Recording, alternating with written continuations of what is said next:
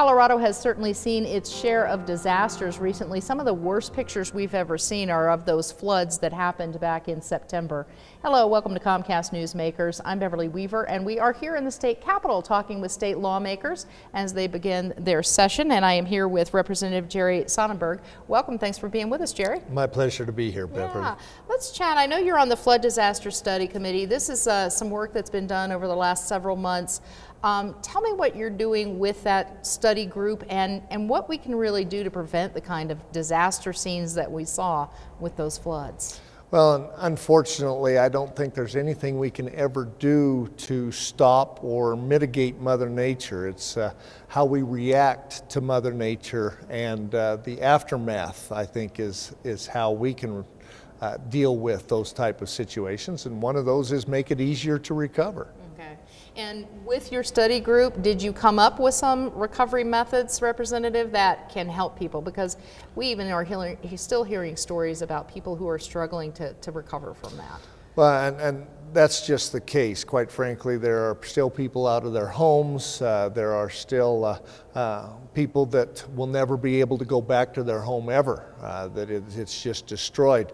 The other side that we don't always hear about is agriculture. And how agriculture was affected in this flood. And quite frankly, one of the things the study committee is doing is running a bill to help make it easier to relocate head gates and to diversions so that they can get water to the fields that they need to.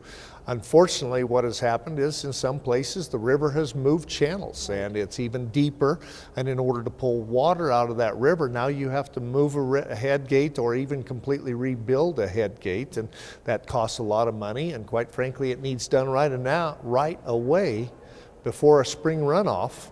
You know, so we have high waters again, so they can actually utilize that water and grow crops, the food and fiber that this state needs. Right, and I know you come from the ranching community in Sterling, long history there. I know water is such a vital piece, especially for people in the ranching and agricultural industries. Tell me, you know, when you think about water, what that really means to a rancher or a farmer in Colorado.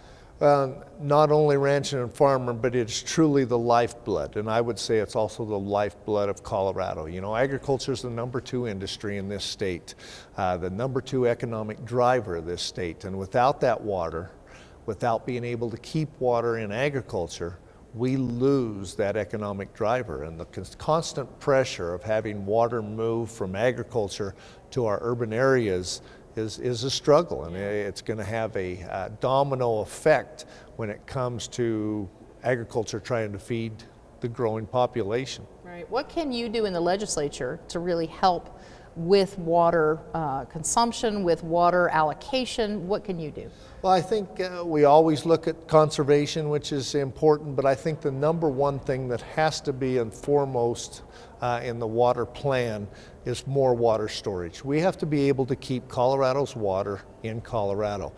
If we do that, we take the pressure off of agriculture, and then there's more water available for us to use, both our urban cousins and agriculture. Right. We can't afford to let water leave this state over and above our compact obligations. And it definitely affects every single person in this state for sure. All right, Representative Jerry Sonnenberg, thanks so much for being with us. Always my pleasure. Thank you.